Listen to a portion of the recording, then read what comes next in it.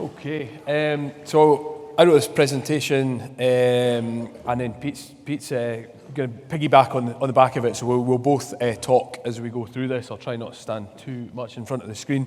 We've started off today talking about the significant major accident hazard potential of vessel collision. We've talked about human factors. Roles in another high potential incident with the anchor handling. But actually another aspect of this is generally our people and our human health. And our health actually was highlighted there in that presentation around one of those things that can influence performance. And I'm going to talk to you a little bit about this, and Pete's going to help bring in some of the marine aspects here. So we have a particular challenge in society, and that impacts on our offshore population, and that is around a change in weight. So right back in the 1960s, the average weight of population was down at about 75 kilos. And then around 2003, we looked at it into 2005, and there was guidance released in 2008, which resulted in us changing a lot of our lifeboats out because people had got quite a lot bigger. We looked again in 2012 into 13 around the breadth of people and their shoulder width measurements, and that's where we brought in XBR measurements for helicopters. But after a period of time, we realised that through various different inspections and assurance activities, we needed to look again. So I had to look at 2022 data, and you can see the significant change in the line. That sort of societal trend has significantly impacted on the average weight of workers now coming in about 97.6 kilos. There's a few things to consider around that. The offshore workforce predominantly male and ageing. So I think average age of the offshore population is about 48 years old now. When I look around the room, I think we've got a fairly representative group. But what that has meant is that the standards that we design our equipment to and that we rate a lot of our life-saving equipment to has not kept up. And some of the change of pace, I don't know if you want to come in here, Pete, but some of the change of pace in terms of international codes, etc., is always very slow. Yeah, absolutely. And I think this room will know more than anything else. By the time you come up with a problem, that problem is escalating far quicker than the regulation can keep up, and that's something that we're seeing internationally as well as around here. So what does that look like in terms of our offshore population? I've managed to find some of the scanned data from 2015 of some of those larger individuals. We're not talking about, as much as we'd love to believe, that we have a fantastic population of gladiators offshore, pulling the slips in our drilling rigs and carrying drill pipe over their shoulders, getting the job done. That isn't really the issue we're talking about here. What we're looking at across our population is the people that are carrying ultimately excess body fat. They're very large. So we have about 5% of the population potentially is above 125 kilos, which is perhaps more acute than our average weight. But even with our average weight, it does put challenges on things like the number of people we can fit into our existing lifeboats. So we have about a third of the population is above 100 kilos. So 100 kilos is quite a significant weight. If we look at the people that are above 150 kilos, that is potentially up to about 300 entries on Vantage, 300 people potentially at that weight offshore. So it definitely is a challenge. We can't simply keep buying bigger and bigger lifeboats every 10 years. So where does it present hazards to the individuals and the rest of the workforce that are out there with them? We talked about XBR in helicopter flight. Even though the modern helicopters have much bigger windows, there is a question as to whether you want to be sitting inboard of a very large person next to a window, and the likelihood of escape from there. Confined space is a challenge, just accessing the confined space, but then also the ability to rescue people. So if somebody does suffer an incident during confined space, how are you going to get them out of there? I touched on lifeboat loading. Some companies are having to look at a sort of XBR rating for lifeboat loading and standing people in certain places as they queue up to board the lifeboat. But as we all know, in an emergency, the sort of controls that we have in place are really, really challenging. So we want to try and keep that process as simple as possible. Marine rescue is very, very important for a lot of you here, and getting people out of the water is something which I think ERVA and MSF have been looking at, and it's pretty hard to get somebody out of the water that's 90 kilos, let alone 150, and potentially there's a risk of an impact on the number of people you can fit in an FRC. So if you have a multi-casualty incident, the FRC might have to do multiple trips to get people to safety. And then we've got stretcher rescue. So the absolute width of a stretcher, whether people can fit on that if they're extra broad, but ultimately the weight. So I think everyone knows, we talk about 25 kilos being the average one person weight if you're holding a weight in front of you at waist height, but as you start to move away from that in any direction, then that weightlifting, that weight capacity goes down for a human.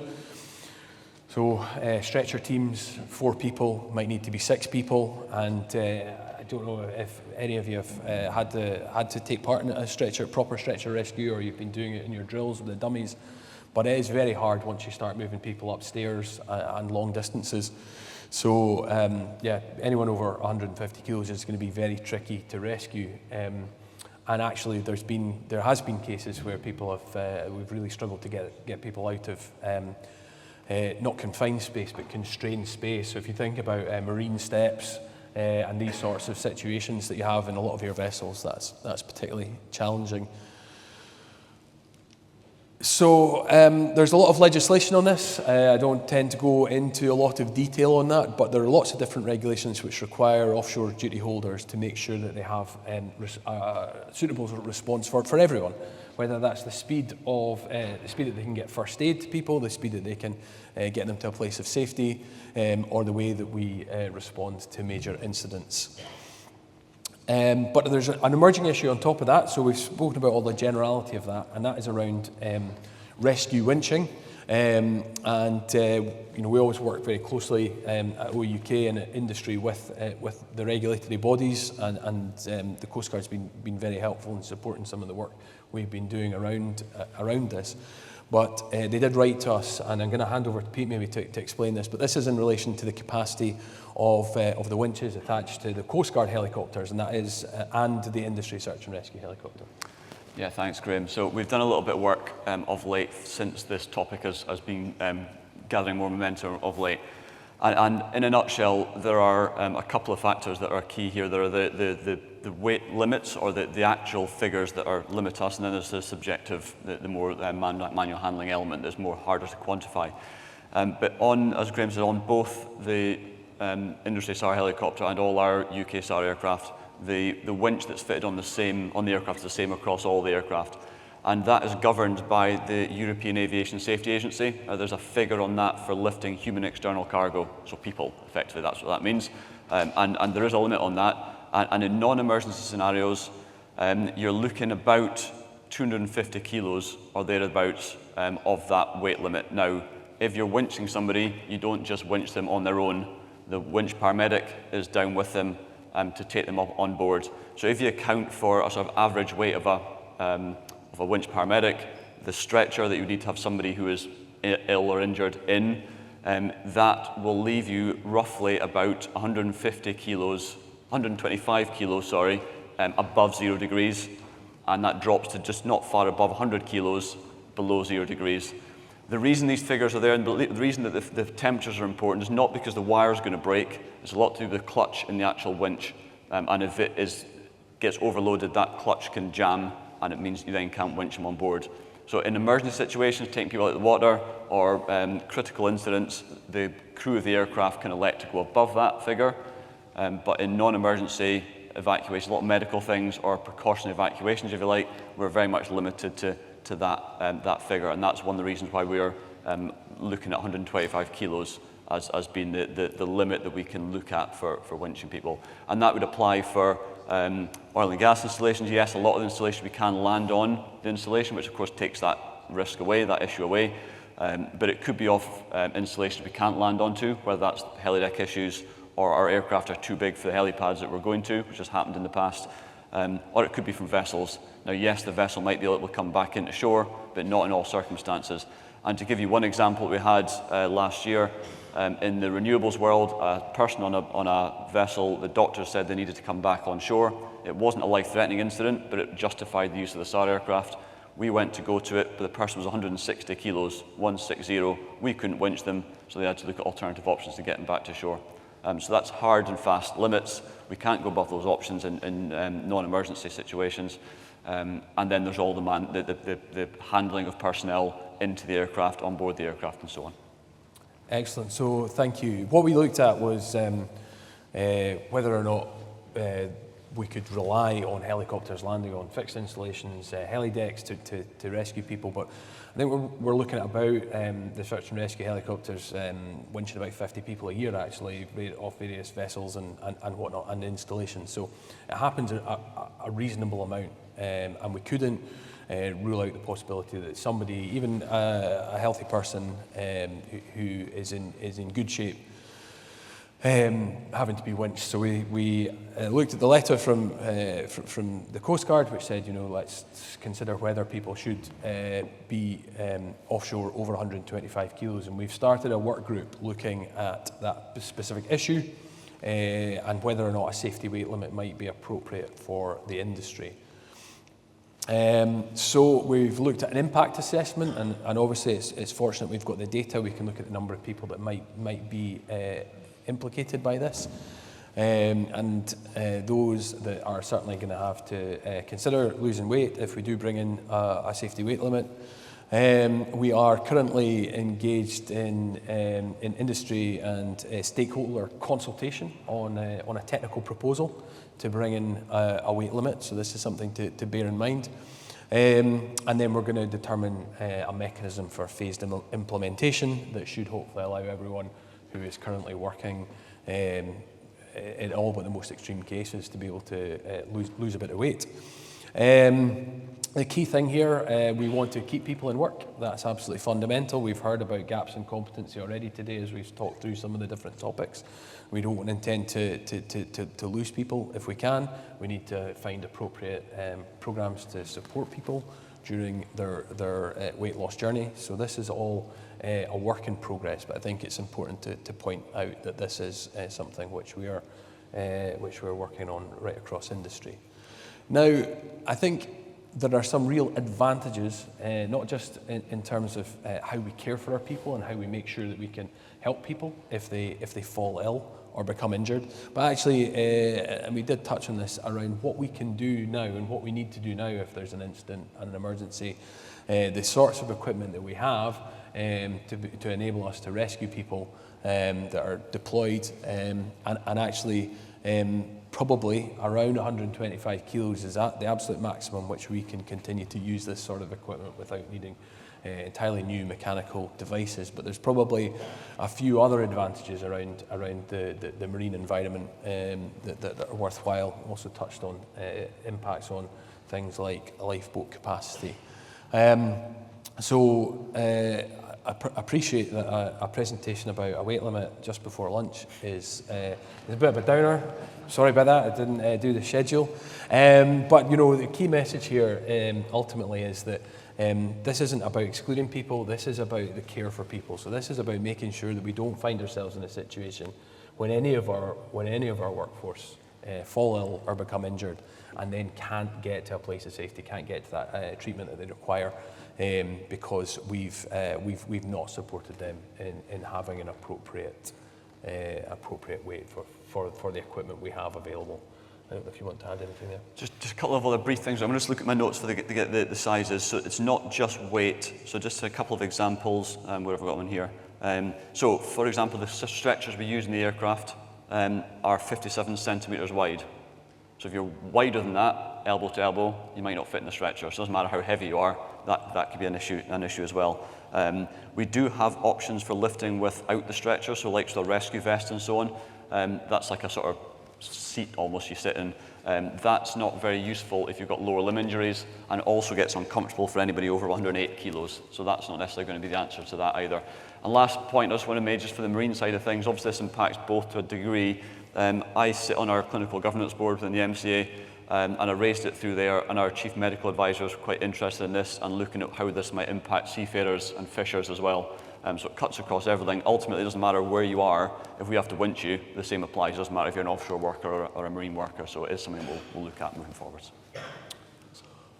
Okay, so hopefully we made a wee bit of time back there. Is there any questions?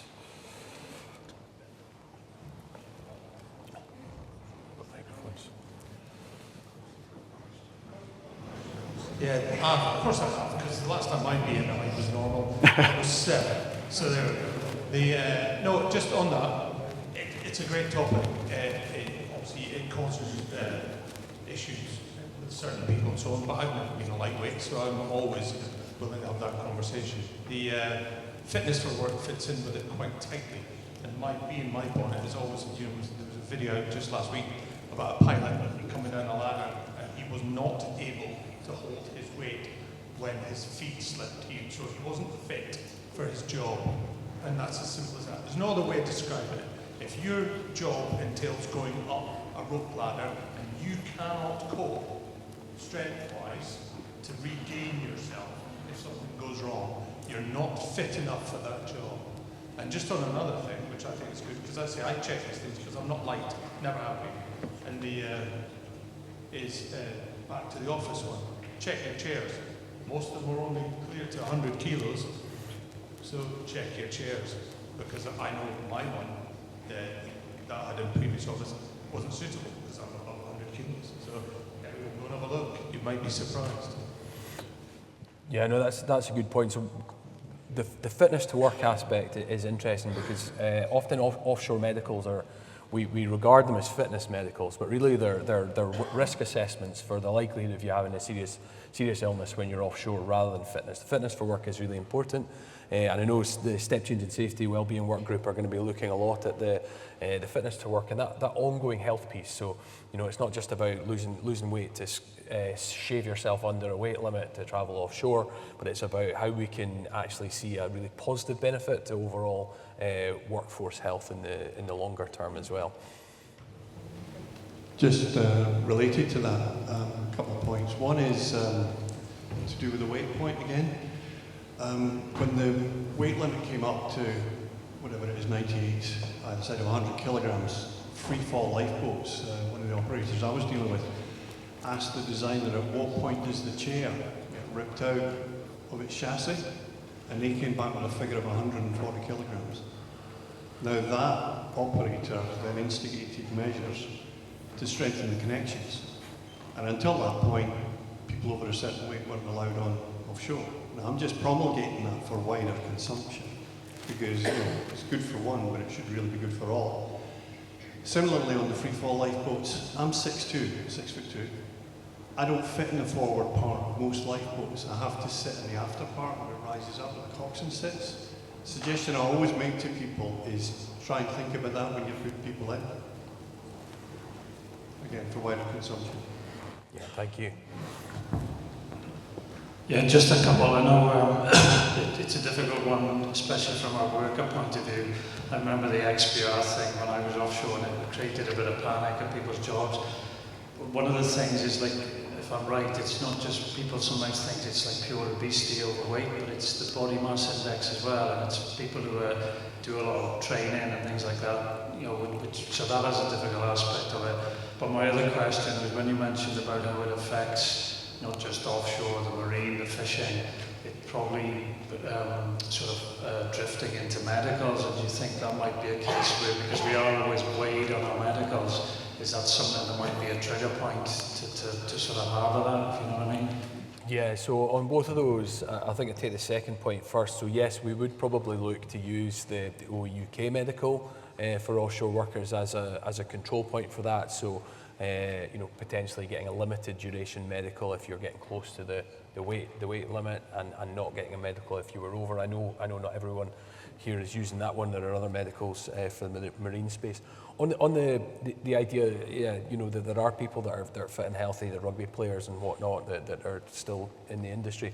Actually, most of those people we believe will be under about 125 kilos and should be okay with that. Although they might find there would be some restrictions on the duration of the medical.